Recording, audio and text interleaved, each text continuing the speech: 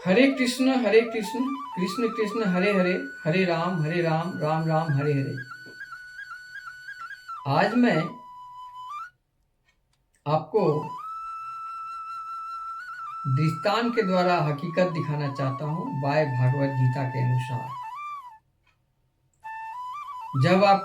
जब कोई मरता है, जिसका डेथ हो जाता है, तो लोग रोते हैं। पता है आपको क्यों रोते हैं? बच्चे, बूढ़े, दोस्त, बगल वाले, अगल वाले, कौन रोता है?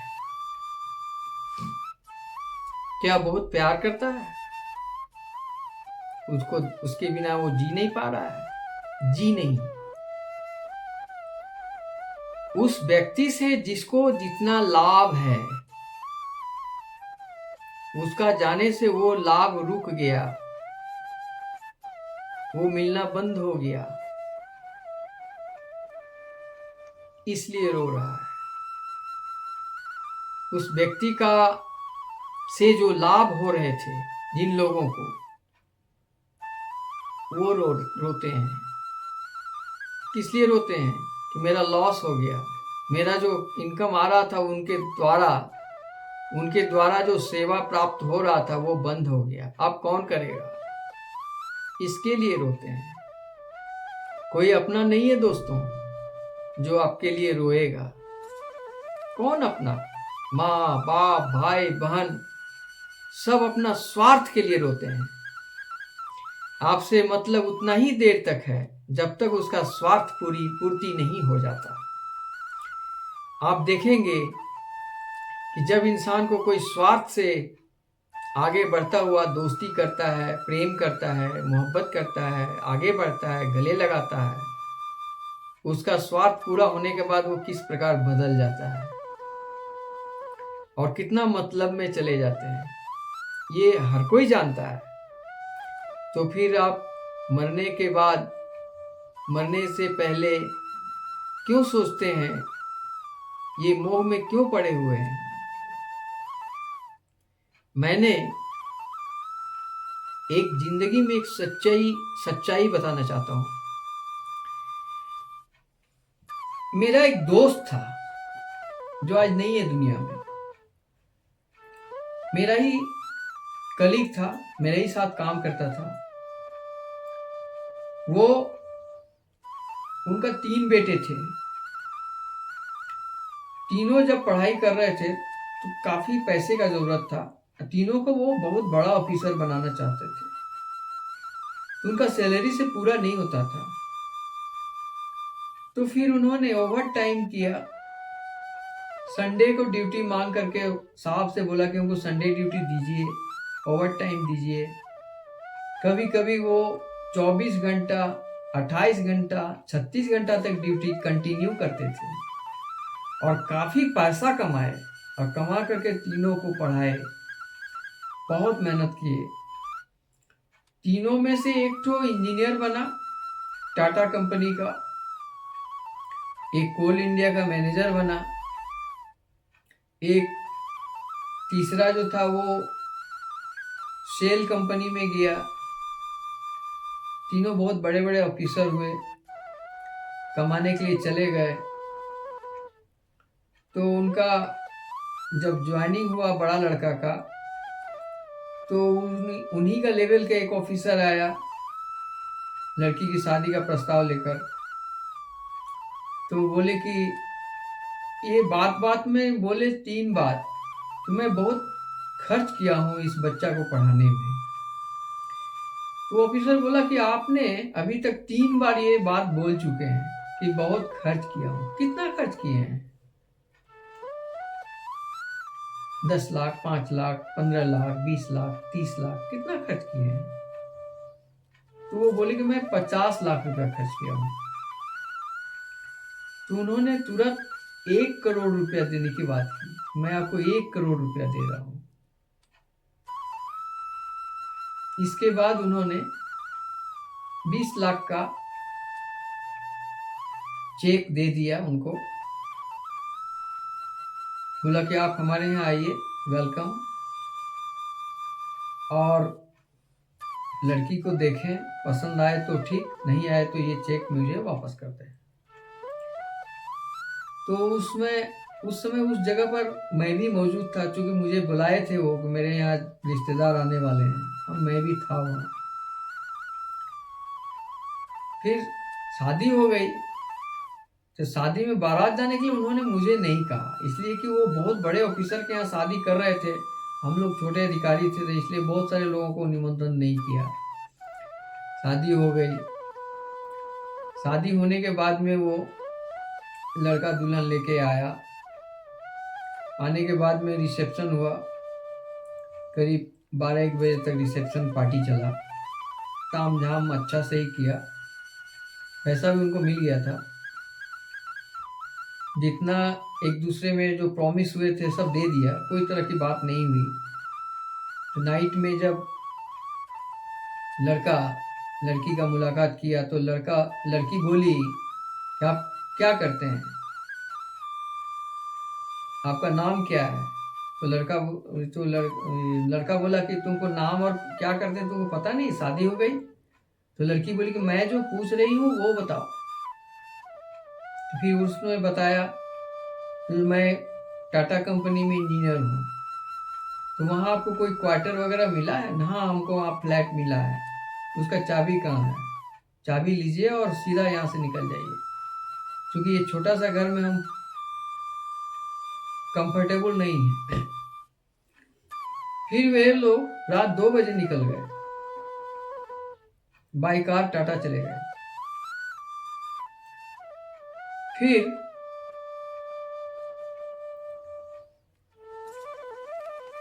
3 महीना तक कोई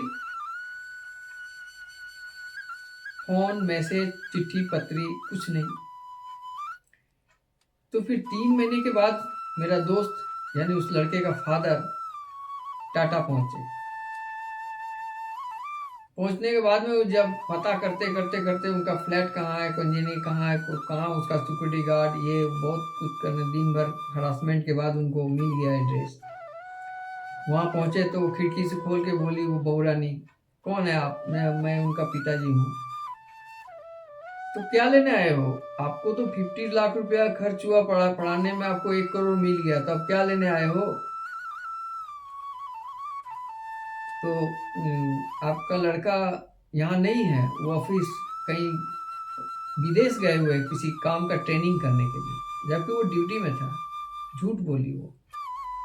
तो फिर बोला कि तो ठीक है, अब एक दिन रुक करके कल चले जाएंगे। उन्हें नहीं, यहाँ पर कोई जेस नहीं है, इसलिए हम अलाउ नहीं करेंगे, आप जा सकते हैं। उसके बाद वो आदमी आया, इतना उसका मन में दुख हुआ, मेरे सामने वो फूट फूट कर रोता था। ये तो बड़े बेटे का कमाल दिखाया गया, सेकंड बेटा का भी उस तरह का ही था, तीसरे बेटे का इस तरह ही था। लास्ट में उन्होंने रिटायर किया हुआ पैसे से अपना मकान बनाया, वो भी धीरे धीरे बिक गया। वो बीमार गिर गए। जिस दिन उनकी मौत हुई उस दिन भी मैं संजोग से वहां पर था। फिर उनका अंतिम संस्कार के समय जब गया, तीनों लड़कों को बुलाया गया था, आए थे। तो बोला भाई अग्नि संस्कार करो, बड़े लड़का को ही करना चाहिए।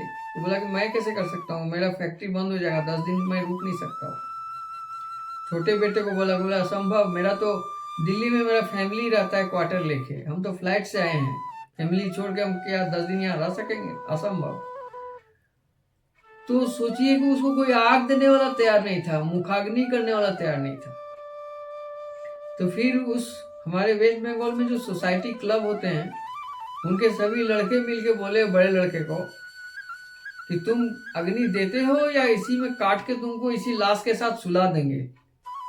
ऐसा कहने के बाद उसने अग्नि संस्कार का काम किया, डर के मारे किया। मुझे तो आंख उसी दिन खुल गई थी, कोई किसी का है नहीं। फिर क्रियाक्रम हुआ, बात आई गई हो गई। दूसरी वाकया ये हुआ कि मेरा एक दोस्त डेथ कर गया अंडरग्राउंड में। उनकी पत्नी को नौकरी मिली, उसने पढ़ा लिखा के अपना बेटे को बहुत बड़ा ऑफिसर बनाया। जब उसकी पढ़ाने के लिए विदेश भेजा गया था, तो विदेश में ही उसने शादी होकर सेटल हो गया। करीब 10-12 साल कोई पता आता नहीं। फिर एक दिन वो आया, तो ये कोलकाता में एक फ्लैट खरीदी थी अपने रिटायरमेंट का पैसा से। उसी फ्लैट में रहती थी। उसका बेटा आया कि मम्मी तुम चलो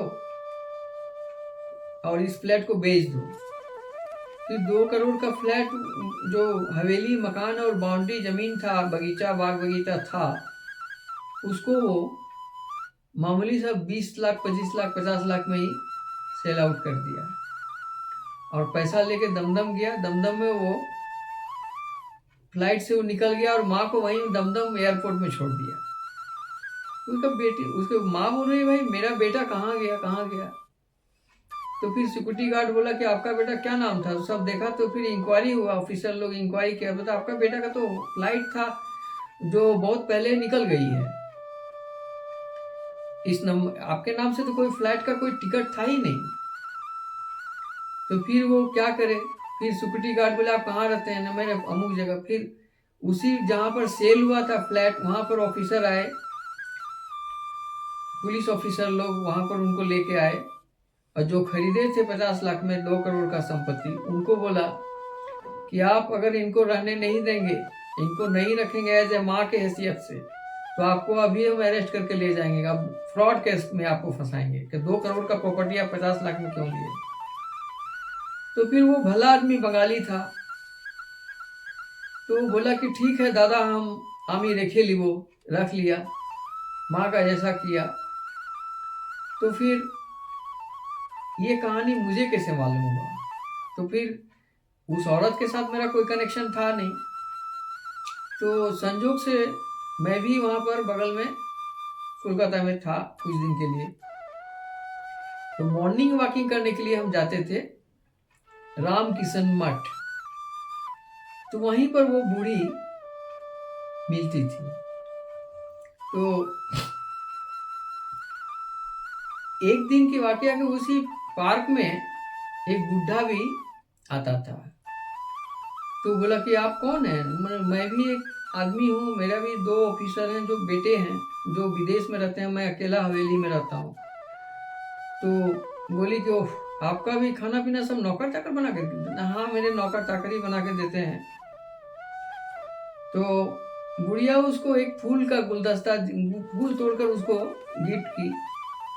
फिर दूसरे दिन वो बुढ़िया एक प्लेट में थोड़ा खीर, यानी बांग्ला में बोलता है पायस, बना करके उनके लिए लाई, खाए।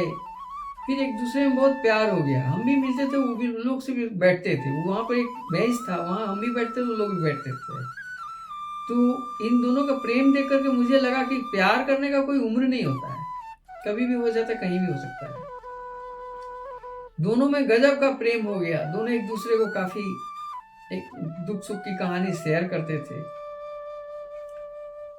संजोग की बात है, एक दिन करीब 3 महीना बाद फिर मैंने गया। मैं सर्विस में रहता था, फिर बराबर कोलकाता में नहीं रहता था। फिर संजोग की बात है, कोलकाता में गया था, वहां पर उस दिन सुबह मॉर्निंग वॉक में हम भी थे। तो बुढ़िया आई, बूढ़ा तो नहीं आया। तो मैंने पूछा आप अकेले आज हैं। नहीं, आए नहीं है, देखिए ना। मैंने चलिए तो देखते हैं। तो उसको लेकर देखें तो बूढ़ा का जो हवेली था वहां बहुत काफी भीड़ भाड़ था। तो भीड़ भाड़ देख करके हम लोग को लगा क्या बात है भाई। तो फिर पूछा वो सिक्योरिटी गार्ड से, बोला आज रात में उनको स्ट्रोक हो गया, मर गए हैं, जिंदा नहीं, उनका बेटा विदेश से आ रहा है। उनका बेटा आया, दिन भर में उनका दाह संस्कार किया और वहाँ का जो ब्राह्मण पुरोहित है उसको बोल दिया कि 10 दिन कर्म कर देना। वो रात शाम का फ्लाइट से फिर वापस भी चला गया। खैर वो कहानी उसका। इसके बाद बुढ़िया बोली कि वो चले गए, गुजर गए। तो फिर बुढ़िया क्या की, वो भी धीरे धीरे अपना फ्लैट में गई और सीढ़ी में चढ़ते चढ़ते उसका भी वहीं गिर गई और गिर करके तुरंत उनका भी देहांत हो गया, मेरे आंखों के सामने देखे। यानी बूढ़ा बूढ़ी में इतना प्रेम हो गया था कि एक दूसरे के बिना रह नहीं सकते थे। सोचते थे आखिरी साला था वो भी चला गया, वो सीढ़ी चढ़ ही रही थी कि उसको स्ट्रोक हो गया, वो भी गुजर गई। फिर उसका भी बेटा आया, क्रियाक्रम उसी तरह किया, दाह संस्कार किया और ब्राह्मण को पैसा दे दिया कि इसमें ब्राह्मण भोजन वगैरह जो प्रोसेस है कर देना। वो भी शाम को फ्लैट से निकल गया। मेरी दूसरी बार आंख खुल गई कि देखो ये माँ बाप भाई बहन रिश्ता नाता क्या है, सब फेक है। जब तक तुम्हारे साथ स्वार्थ है तब तक तुम्हारे लिए है। तो मैं समझता हूँ ये सब हाई सोसाइटी में सब आम बात है, लेकिन जो मध्यम वर्ग है, निम्न वर्ग है, उसमें मजबूरी है कि वो उसको माँ बाप के साथ रहने को मजबूर है। माँ बाप के सिवा उसके पास कोई ऑप्शन ही नहीं है, तो उस हालत में वो निभाता है। लेकिन बहुत बिरले हम देखते हैं कि कोई करोड़ों में एक लड़का होता है जो अपने माँ बाप को सच्चा दिल से प्यार करता है। तो ये जो रिलेशन हमने देखा, जो मैं आपको वाकया सुनाया, ये मोह भंग करने की चीज नहीं है। सिर्फ गीता में जो श्री कृष्ण बोले हैं अर्जुन से, वो बात हमको कहीं न कहीं सही नजर आ रही है कि अर्जुन तुम बाण चलाओ, ये लोग कोई तुम्हारे अपने नहीं हैं। जब उनका अभिमन्यु वध हुआ, चक्रव्यूह में गैरकानूनी तरीके से उनकी हत्या हुई, तब जाकर के अर्जुन को मोह भंग हुआ, उन्होंने बाण चलाया। तो इस प्रकार मोह भंग करने के लिए श्री कृष्ण गीता में बहुत सारे उपदेश दिए हैं अर्जुन को। वही शुद्ध गीता कहा जाता है, गीता का ज्ञान कहा जाता है। इस मोह से निकल जाइए, मोह को ना, कृष्ण भक्ति को हाँ। ये कहकर अपनी जिंदगी का प्रारंभ करें। जहां है, जिस जगह है, वहीं से प्रारंभ करें। ठीक है, मैं समय बहुत ही ले लिया आपको, इसके लिए सॉरी। तो इसलिए मैं आज कथा यहीं समाप्त करता हूँ। मोह भंग की कथा थी। एक बार लास्ट चांटिंग, हरे कृष्ण कृष्ण कृष्ण हरे हरे, हरे राम राम राम हरे हरे। ओम नमो भगवते वासुदेवाय, ओम नमो भगवते वासुदेवाय। ओम